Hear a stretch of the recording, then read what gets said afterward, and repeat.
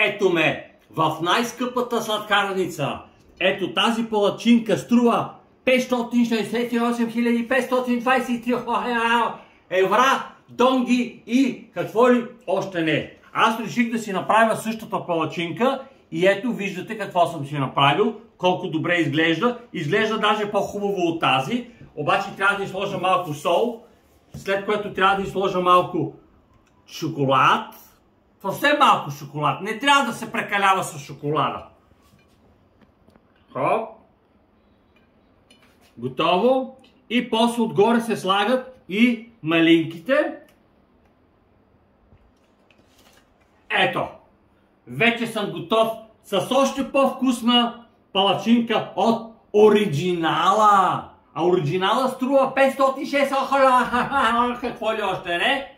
А погледнете моята само за 6,20 бирмански штулинга. И сега ще видим коя е по-вкусна. Пишете в коментарите според вас коя е по-вкусната.